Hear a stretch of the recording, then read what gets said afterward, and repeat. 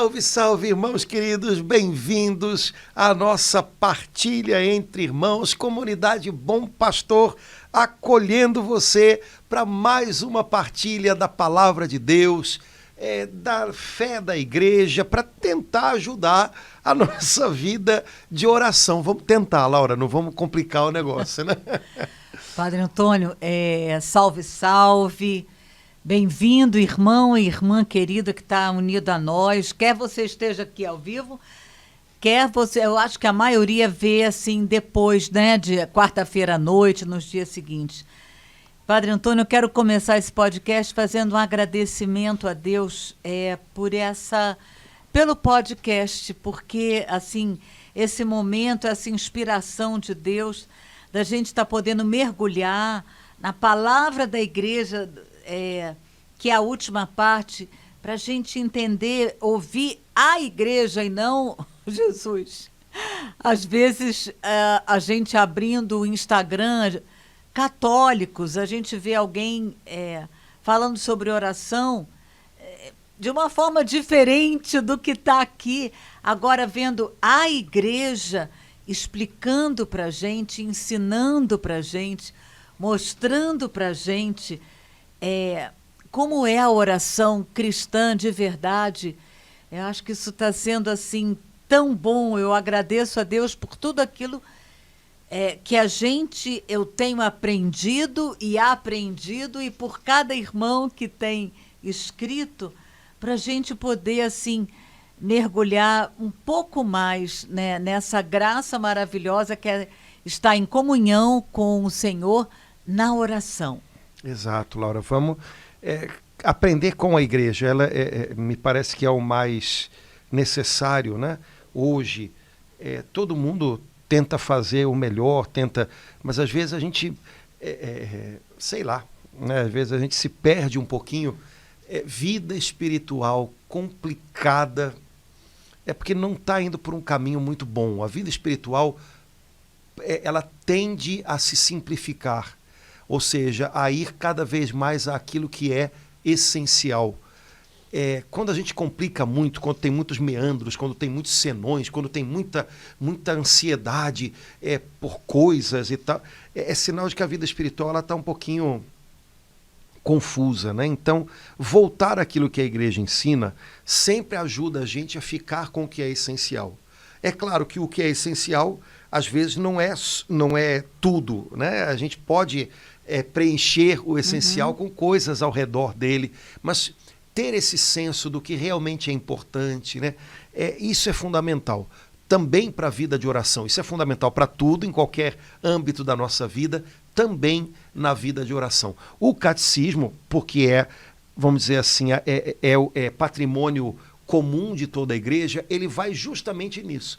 É claro que cada escola de espiritualidade, cada movimento, costuma ter os seus enfoques, as suas ênfases, isso é natural. Mas nada disso, ênfases, não podem andar na frente do que é essencial. Né? A ênfase é pegar do essencial um ponto e percebê-lo, talvez, como uma chave para você aproveitar todo o resto. Quando uma ênfase vira a única coisa que a gente, né, acha que tem, aí a coisa embolou. Então, manter-se ou colocar em primeiro lugar aquilo que é comum a toda a igreja, isso é fundamental. Né? A gente faz parte de uma comunidade, né? Isso alguns, acho que um ou 2 meses atrás, o Papa teve um encontro com os moderadores, né, de grandes comunidades do mundo todo, de movimentos. Ele falou muito isso, né?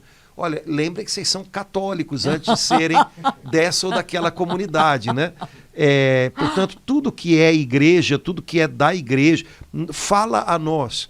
Né? E nós, pessoas que fazem parte de uma comunidade não podem achar que aquilo que é específico da sua comunidade é mais do que aquilo que é comum a toda a igreja. O que é comum a toda a igreja é essencial. Né? E depois o que Deus dá como carisma a cada comunidade, um movimento, é uma chave para você acessar o essencial. Melhor o essencial. Né? Exato, e não uma chave para você se trancar naquilo. Né? Então, lembrar bem disso, principalmente o pessoal da nossa raça, né? De comunidade, de movimentos e tal, senão a gente perde a mão. E aí, ao invés da gente ser católico, a gente passa a ser bom pastor, a gente passa a ser isso ou aquilo. E não, a Jesus, gente é católico. Né? Jesus fundou uma igreja, não um grupo. Né? E a gente tem que lembrar bem disso. Né? Então, os toques que o catecismo nos dá, eles ajudam muito a gente a aproveitar o que é essencial. Né? Então, a gente conversou muito no nosso último encontro sobre um único parágrafo do catecismo. Eu acho que hoje seria bom que a gente pegasse 1, 2, 3, 4, os 4 seguintes, porque eles são como que uma unidade. Para dar. Né? Então, os parágrafos que a gente hoje vai compartilhar com os irmãos são o 2742 até o 2745. Então, 2742 até 2745. O títulozinho dessa sessão já é bonito. Né? Vida de oração é um perseverar no amor. O título que foi dado aqui é Perseverar no amor. Então, primeira coisa importante, a nossa oração vai ter a dimensão do nosso amor. Por outro lado, o nosso amor se alarga na medida da nossa oração. Essas duas coisas caminham juntas e uma mede a outra. Né? Depois, vida de oração, como a gente tem conversado já bastante vezes, não são apenas alguns momentos de oração. Vida de oração é uma constância, é um compromisso, é um estar em oração quando as coisas vão bem, também quando elas não vão tanto.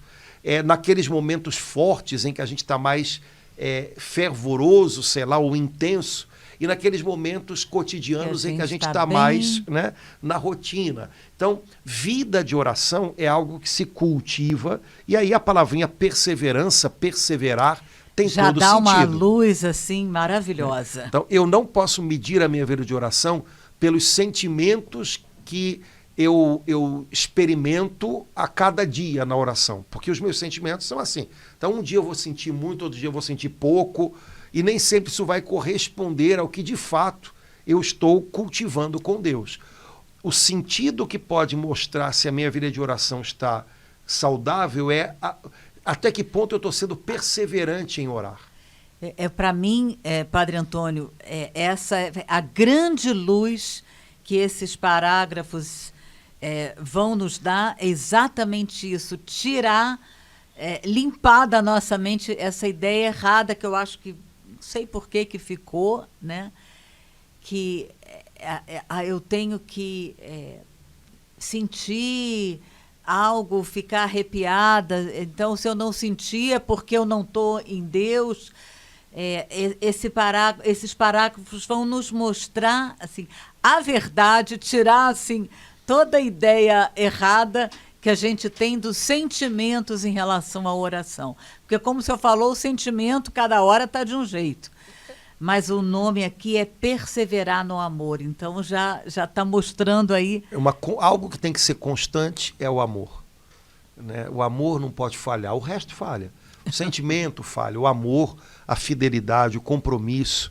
Isso é que não pode falhar para que a gente cultive vida de oração. Então, perseverar no amor, me parece que é um título muito bonito, né? E que o catecismo usa para essa sessão. E começa com um versículo que eu até hoje não sei qual é, porque tem 2 versículos na Bíblia que disputam pelo título de os menores versículos da Bíblia. Que é esse versículo de 1 Tessalonicenses 5,17 e um outro versículo no Evangelho. Então, não sei qual dos dois em grego é o menor, mas quais são os 2 versículos que concorrem como os 2 menores, né? Um versículo do Evangelho que diz simplesmente Jesus chorou. E o outro versículo, que é esse que está aqui, 1 Tessalonicenses 5,17, orai sem cessar. Então, essa história dos versículos menores foi só cultura inútil. O que importa aqui agora é isso, né? Essa sessão começa com essa ordem do Espírito Santo por meio do apóstolo Paulo. E emenda com uma outra versículo bíblico e depois... Então, esse parágrafo já começa com 3 versículos bíblicos. Pois então, Antônio? Primeiro, orai sem cessar. É uma ordem. Se fosse só orai, tá bom. Mas a ordem completa é ore sem cessar. Dizendo de outra maneira, ore sempre. Depois, o outro versículo de Efésios que está grudado com esse. Sempre e por tudo, dando graças a Deus Pai, em nome de nosso Senhor Jesus Cristo. Efésios capítulo 5, versículo 20. Então, ore sempre. E aí de novo aparece, sempre e por tudo, dando graças.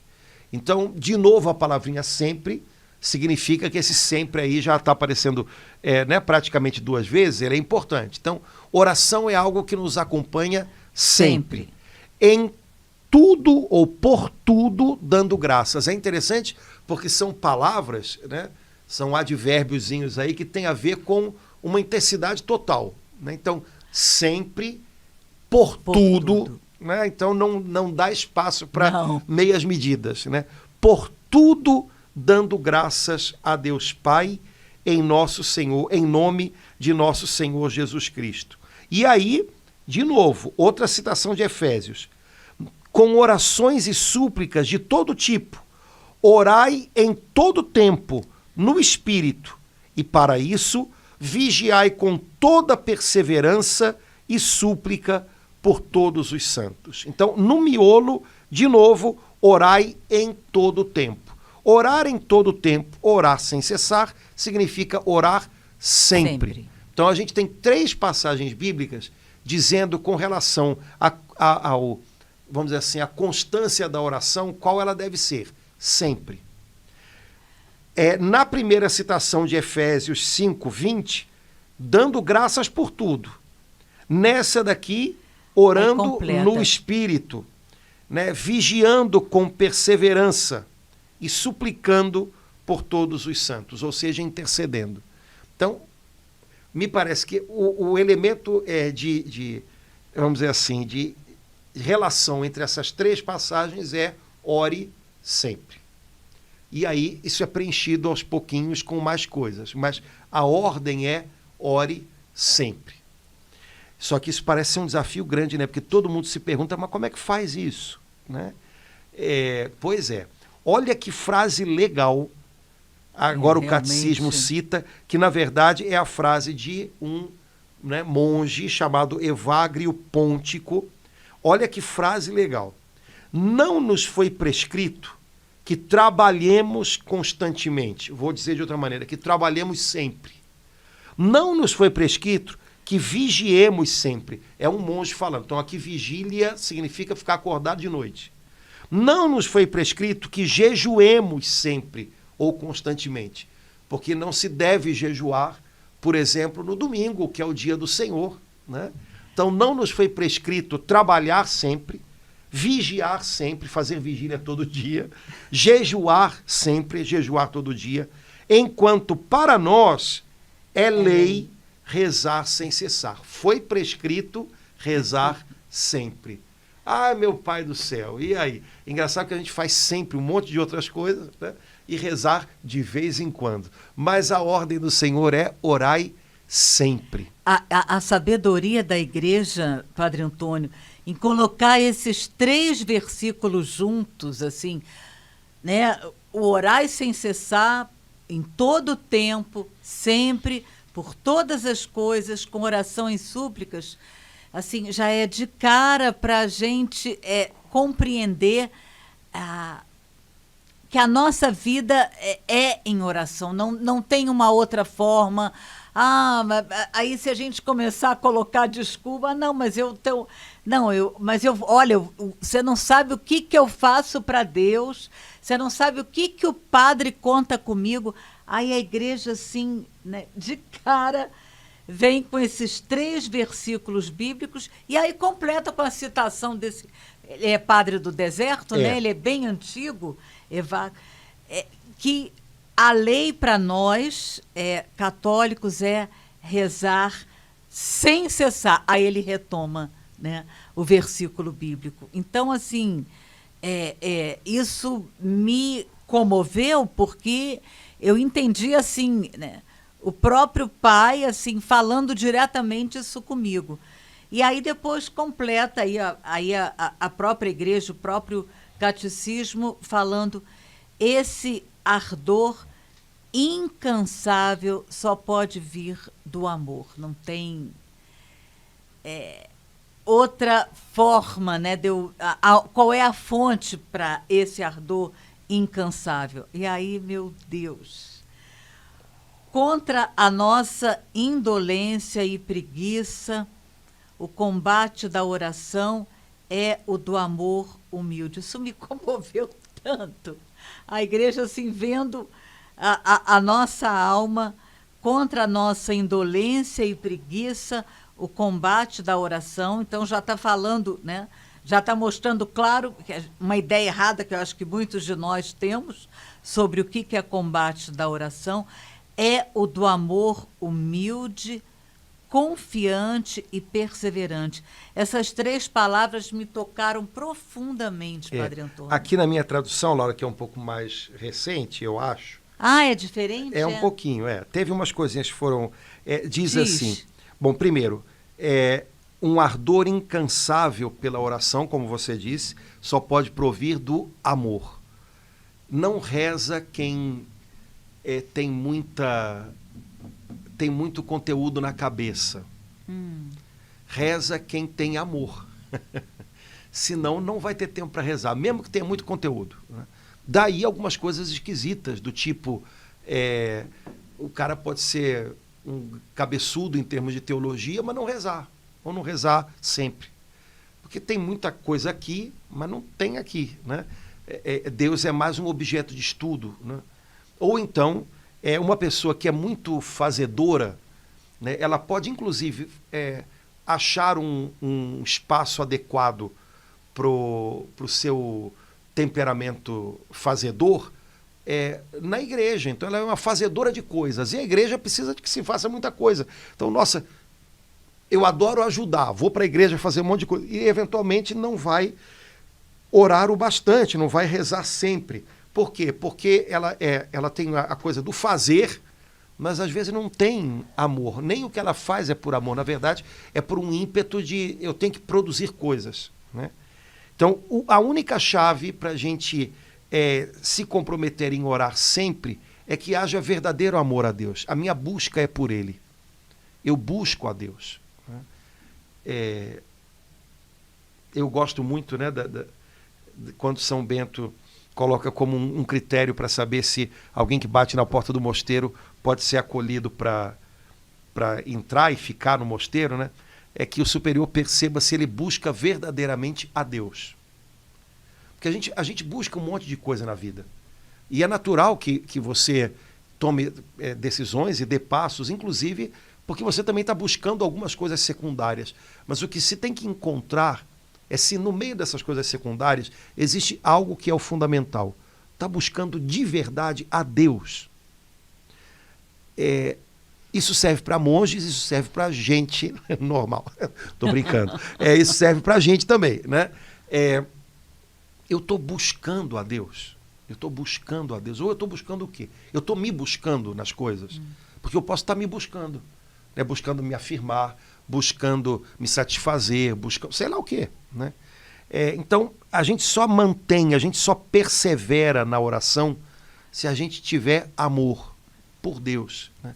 Se a gente tiver desejo de Deus verdadeiramente. Aí, a minha tradução diz assim, aí está a palavrinha indolência, né? Contra a nossa pesada lentidão e preguiça, o combate da oração é o do amor humilde.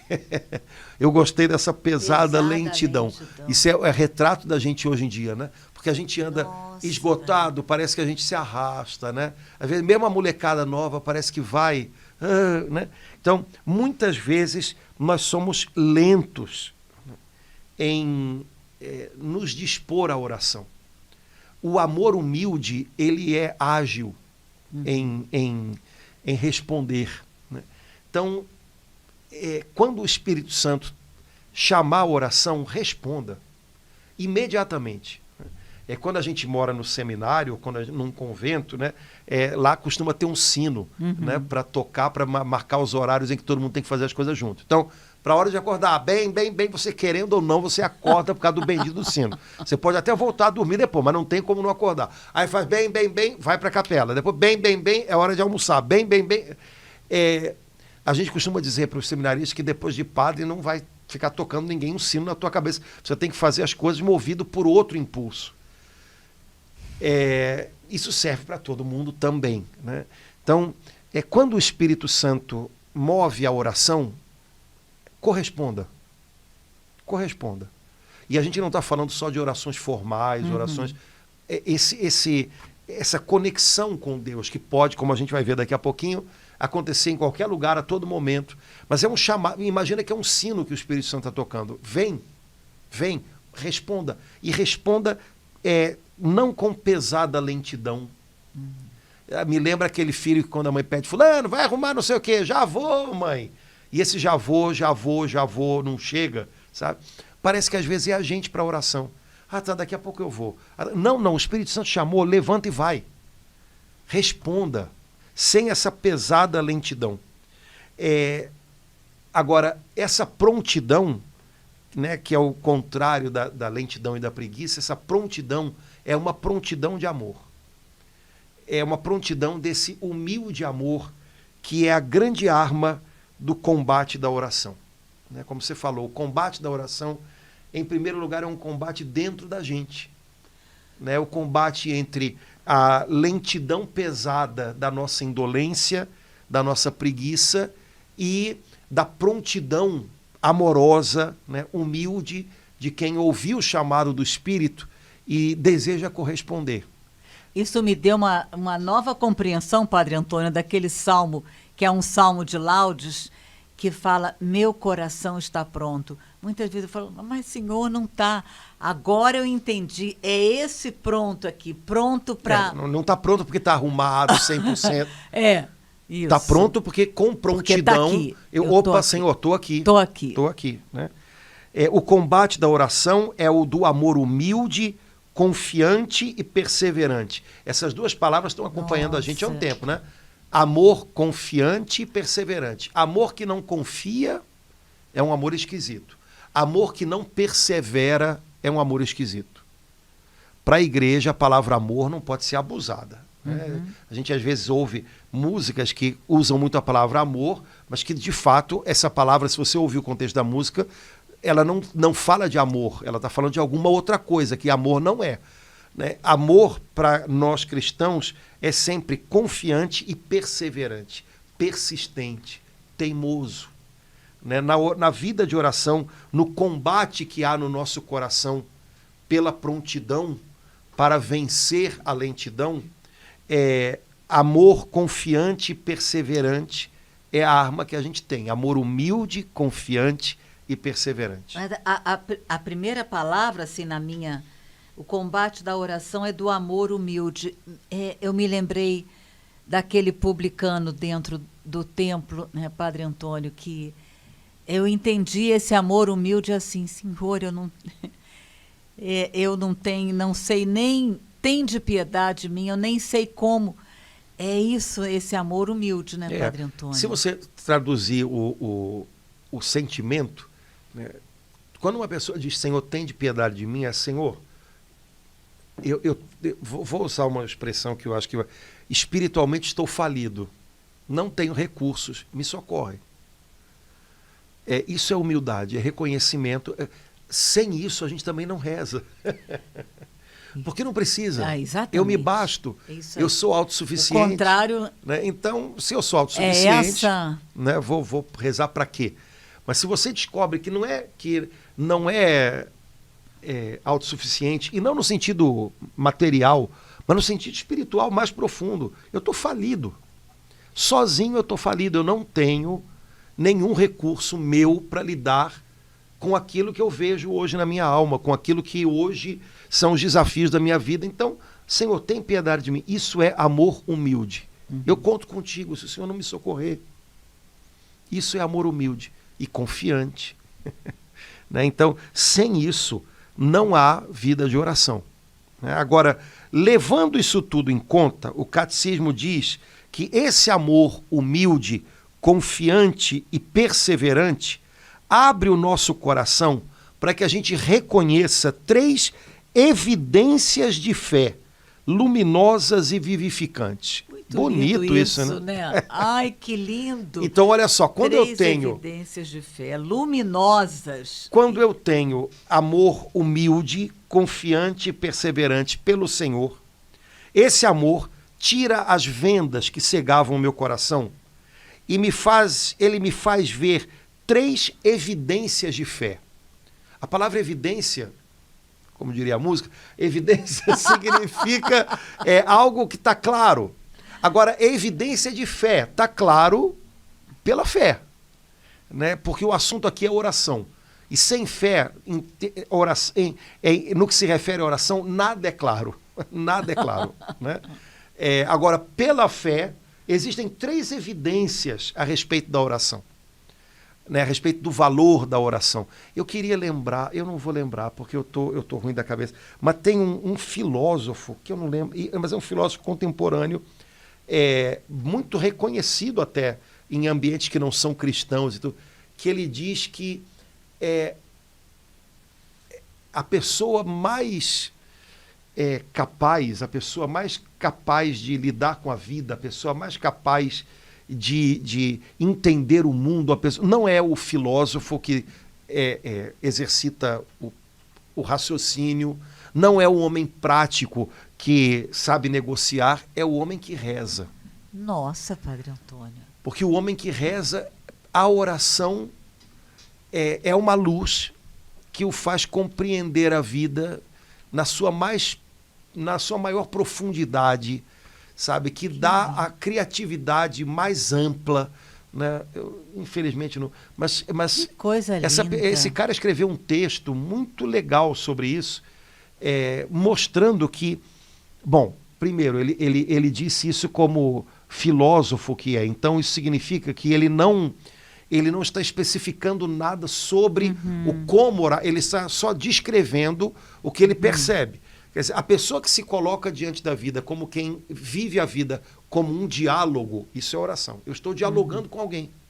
Essa pessoa é capaz de encarar a vida de um jeito totalmente criativo e novo.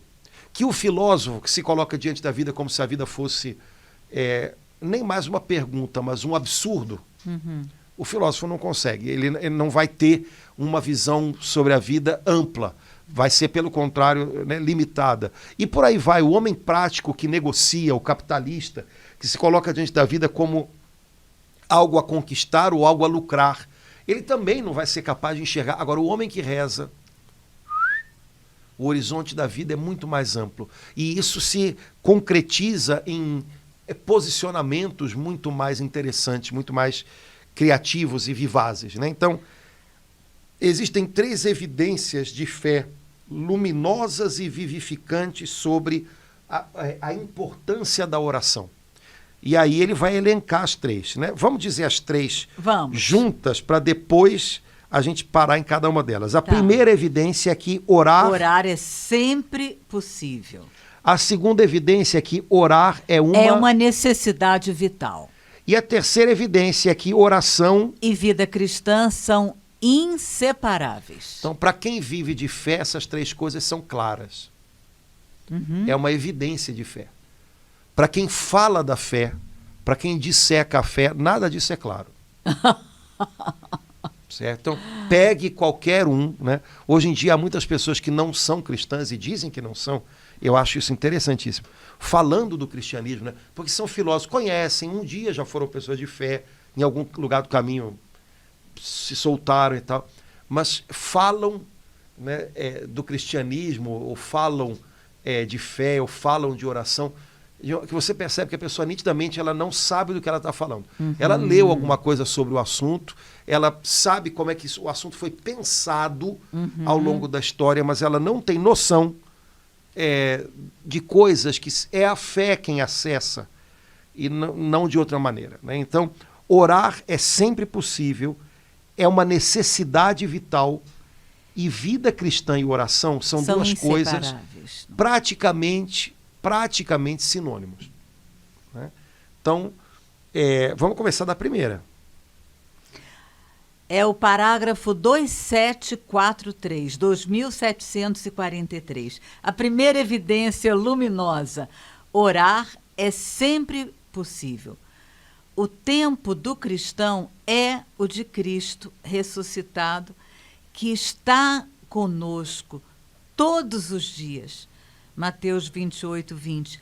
Apesar de todas as tempestades, nosso tempo está nas mãos de Deus. Ai, que beleza, Padre Antônio! Então, dizem que um dia, quando chegar o juízo, todo mundo que disse que não tem tempo para rezar, São Pedro vai abrir o telão e vai mostrar a gente vendo meme no celular, que mais? Fazendo, né, 1 milhão de outras coisas, vai dizer, como é que você diz que não teve tempo? Que história é essa? Né? Que a gente não saiba remir o tempo, que a gente não saiba viver bem o tempo, não significa que a gente não tenha. Significa que a gente vive mal o tempo. Né? Então, o que o catecismo está dizendo aqui é que orar é sempre possível, em primeiro lugar, porque o nosso tempo é o tempo de Cristo ressuscitado. Então, o nosso dia de hoje está dentro desse grande hoje de Cristo que não passa. Se a gente souber lembrar disso, a gente vai ordenar o nosso dia, o nosso hoje, de tal maneira que a nossa conexão com Cristo vai ter lugar. A gente vai ser capaz de separar tempo para orar. A gente vai encontrar tempo, como a gente fala às vezes, né? Não, eu vou encontrar tempo para isso. A gente encontra. Então, o primeiro obstáculo para o orar sempre é que algumas pessoas imaginam que nunca tem tempo. Isso, o catecismo está dizendo que não é verdadeiro. Tá? Então, não ter tempo não é desculpa para não rezar, porque pela fé, quem vive de fé, sabe que orar é sempre possível. Você encontra tempo. Essa frase, assim, né? Essa primeira evidência tinha que estar escrito com letras em cada igreja, como algumas igrejas têm, mas orar é sempre possível. Ela já, assim, descarta as 999 desculpas que a gente engenhosamente dá, ela anunciando essa verdade. É sempre possível. Nosso tempo está nas mãos de Deus. E aí, essa frase seguinte me lembra aquilo que eu falei, comentei com o senhor, andando por Copacabana. É uma citação... São João Crisóstomo. Nossa! É possível, até no mercado ou num passeio solitário, fazer uma oração frequente e fervorosa, sentados em vossa loja, comprando ou vendendo, ou mesmo cozinhando. Olha que beleza. Então, a segunda objeção de quem diz que não dá para rezar sempre, a primeira objeção é eu não tenho tempo. Uhum. A segunda objeção é eu tenho muitas coisas a fazer, então eu não posso rezar sempre. Ora, é claro que eu não posso estar dentro da igreja sempre, mas rezar sempre eu posso. E aí São João Crisóstomo diz, olha, você pode rezar cozinhando, comprando ou vendendo, sentado na sua loja, num passeio, no mercado. O que ele está dizendo com isso? Orações frequentes e fervorosas eu posso lançar a Deus em todas essas circunstâncias. Então, orar sempre também tem a ver com tornar o meu dia algo que eu partilho com Deus. Na ida, na volta, onde eu estou, o que quer que eu esteja fazendo, eu estou partilhando os meus momentos com Deus. E faço isso, óbvio, orando orações curtas, orações frequentes, fervorosas, mas que não vão ser, talvez, orações formais, Sim. Certo? Mas eu estou compartilhando, eu mantenho o ambiente ligado em Deus, eu me mantenho na órbita de Deus, eu me mantenho no campo de Deus ao longo de todo o dia. Isso é orar sempre. Eu fiquei muito tocada porque eu faço isso na fila do Mundial. Ai, a propaganda aí, na fila do supermercado, como ele botou aqui, né, no mercado, na fisioterapia, enquanto eu estou lá, os aparelhos. Que beleza essa palavra aqui de São João Crisóstomo, nos levando cada um na sua a realidade do dia a dia, né?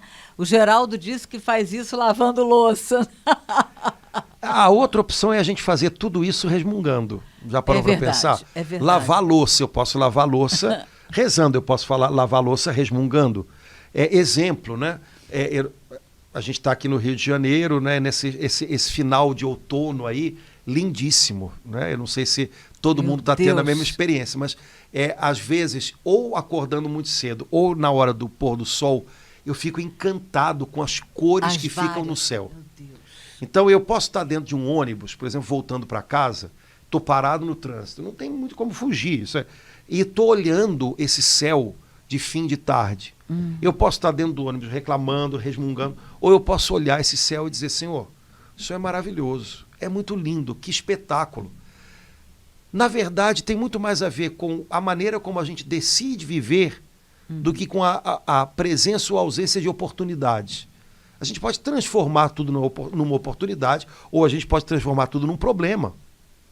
Isso tem muito mais a ver com as escolhas da gente, com o modo como a gente decidiu viver, né? Ora, se eu decido viver a vida como um constante diálogo com Deus, orando sempre, eu vou aproveitar oportunidades que vão me ajudar a viver isso, né? E aí vou me pegar conversando com Deus, louvando a Deus, intercedendo no ônibus, indo para casa, fazendo exercício, fazendo o que quer que seja, né? Tudo vai ser oportunidade para quem quer oportunidades. Tudo vai ser obstáculo para quem quer obstáculos. Então isso também tem muito a ver com a nossa decisão. Agora, orar é sempre possível. Isso aqui é uma evidência de fé. Quem acredita sabe que isso é verdade, né? Eu sempre posso falar com Deus. Eu sempre posso me voltar para Ele. Aconteça o que acontecer. Onde quer que eu esteja, com o momento do dia, orar é sempre possível. Né? Segunda evidência, orar é uma necessidade vital. Esse é o parágrafo seguinte, né, 2744. A prova contrária não é menos convincente. Se não nos deixarmos levar pelo Espírito, caímos de novo na escravidão do pecado. Como o Espírito Santo pode ser nossa vida se nosso coração está longe dele? Ou seja, orar é uma necessidade vital. Mas tem tanta gente que não reza e vive. Vive. De que jeito? Essa é a questão. É uma necessidade vital para quem quer ter vida dentro, vida no Espírito.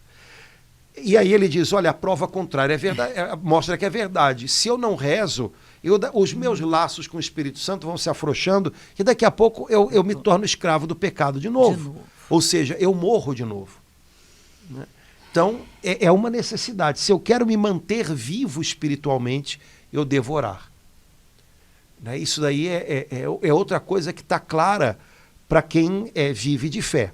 Se eu quero manter o meu coração vivo, vitalizado, eu preciso rezar. Caso contrário, meu coração apaga, amorna, morre no pecado. É fatal, é uma questão de tempo, né? Então, quando a gente está falando de vida aqui, a gente não está falando só de vida natural. A gente está falando de vida no espírito, né? E aí, outra citação de São João Crisóstomo e depois uma citação bem famosa de Santo Afonso. A de São João Crisóstomo é a primeira. Olha que legal. Nada se compara em valor à oração. Ela torna possível o que é impossível. Oh, glória a Deus. Fácil o que é difícil. É impossível que caia em pecado o homem que reza. Olha que afirmação grande, hein? Então a gente pode pensar, quer dizer então que às vezes que eu caí em pecado é porque eu decidi não rezar e acabei me deixando levar por outras coisas. Se eu tivesse decidido naquele momento buscar socorro em Deus, eu não teria caído naquele pecado. É o que o santo está afirmando aqui, né? E me parece que faz sentido, né? Quer dizer, em algum momento eu decidi não buscar socorro em Deus e decidi fazer do meu jeito. E deu errado, né? E aí eu acabei me perdendo. É o que ele está, de alguma maneira, afirmando. A oração também torna possível o que é impossível, fácil o que é difícil. Quanta coisa que a gente considera que é difícil, de repente a gente consegue fazer porque está acompanhando com oração, né? Às vezes até um exame médico, né? Pessoas que têm dificuldade com certo tipo de exame, entram no não sei o quê. Eu já ouvi tanto isso. Ai, padre, eu comecei a entrar aqui, comecei a rezar, quando fui ver, acabou, sair, pronto, né? Então a oração torna fácil o que é difícil. Aí a outra afirmação, que é de Santo Afonso, que em termos de tempo é bem distante de São João Crisóstomo, mas mostra como na consciência de quem tem fé, essas verdades se mantêm. Então olha o que Santo Afonso diz aí. Quem reza certamente se salva. Quem não reza certamente se condena. Ponto. Uma outra forma de dizer, né, o que a frase anterior fala, né, Padre Antônio, porque é impossível que caia em pecado o homem que reza. Naquela fração de segundo, até voltando, fazendo uma relação com a primeira evidência, andando na rua, fazendo as coisas do dia a dia, porque normalmente é nesse momento das atividades do dia a dia que eu tenho essa opção, que essa segunda evidência fala aqui, que os dois santos estão dizendo aqui, né? A opção de invocar o nome de Deus naquele instante ou de acabar me optando, decidindo por aquilo que acaba vindo a ser não apenas uma tentação, mas acaba vindo a ser o pecado mesmo. Exato. Então, essa frase de Santo Afonso é bem conhecida, né? O pessoal diz mais sequinha, né? Se salva. Quem reza se salva, quem não reza se condena. E é pura verdade, né? Se a gente não mantém a nossa comunhão com Deus, a nossa conexão com Deus, a gente se perde. Se perde. Por outro lado, se você reza de um modo ou de outro, Deus vai te corrigir quando é necessário, Deus vai te inspirar quando é necessário, você vai conseguir perceber, né, um caminho pelo qual Deus quer te conduzir naquela situação. Então muda tudo, muda a vida, né? Orar é uma necessidade vital, porque orar tem a capacidade, o poder de mudar a nossa vida. A gente fica... é impressionante a gente testemunhar essa verdade aqui dessa segunda evidência, como a gente fica... Quando a gente acaba dando a desculpa, não teve como hoje, eu não tive como... Não é. Na verdade, a gente fazendo o exame de consciência, a gente não cavou. Eu aprendi isso com a Canção Nova, Padre Antônio. Lá eles falam isso. Eu achei, fiquei incrível. Você precisa cavar como alguém cava, né, um tesouro, porque sabe que cavando o tesouro está ali. Você encontra, você sabe que é ali. Só que você tem que cavar um pouco para encontrar. Você tem que cavar o teu tempo de oração. Se você não cava, você não vai encontrar. Exatamente. E sempre tem a ver com as nossas prioridades. O que é mais importante para mim, eu vou ter tempo. Por isso o catecismo diz que a perseverança na oração é uma perseverança no amor. O que eu amo de verdade, eu vou achar tempo para isso. Então, se eu amo a Deus de verdade, pontinho, pontinho, né? A terceira evidência de oração, terminando, Laura, oração e vida cristãs são inseparáveis, pois se trata do mesmo amor e da mesma renúncia que procede do amor. Aí ela já vai dar uma explicação mais clara ainda. A mesma conformidade filial e amorosa no Espírito Santo que nos conforma sempre mais a Jesus Cristo. O mesmo amor por todos os homens, aquele amor com que Jesus nos amou. Tudo o que pedirdes a meu Pai em meu nome, Ele vos dará. Isto vos mando, amai-vos uns aos outros. Essa terceira evidência luminosa, né, oração e vida cristã são inseparáveis, pois se trata do mesmo amor e da mesma renúncia. Aí, essa palavra renúncia me tocou profundamente, porque, com certeza, muitas e muitas vezes é uma renúncia, tipo, acordar mais cedo um pouco, tipo, dormir mais tarde um pouco, tipo, não, hoje eu não me lembrei, não estou conseguindo me lembrar qual das leituras da missa, então voltar. Então, é sempre aqui essa palavra renúncia, ela explica de uma forma muito clara, né, Padre Antônio? E a renúncia como uma expressão de amor. Né? Como uma expressão de amor. Então, assim como eu devo renunciar a mim mesmo, se eu quero, de fato, manifestar o meu amor a Deus por uma vida de oração constante, eu também, se quero mostrar esse mesmo amor aos meus irmãos, eu também devo renunciar a mim mesmo para servi-los. E como é um mesmo amor aquele que nos liga a Deus e aos homens, essas duas coisas sempre andam juntas. Né? O amor que me leva a orar é o mesmo amor que me leva a servir. Se eu não tenho um, eu não tenho outro. E se eu tenho um, certamente eu vou ter o outro. Né? E qualquer falha num mostra que deve estar tendo alguma falha no outro também. Entendeu?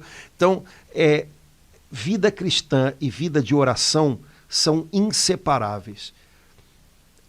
Porque a oração verdadeira, não um engano de oração, mas uma oração verdadeira, ela me muda. É verdade. E ela me abre aos meus irmãos. Algumas pessoas pensam que tudo na oração se resume a fechar os olhinhos e o Espírito Santo me puxa para dentro. O Espírito Santo me puxa para dentro, depois ele abre os meus olhinhos e me empurra para fora. Amém. Como no cenáculo. Né?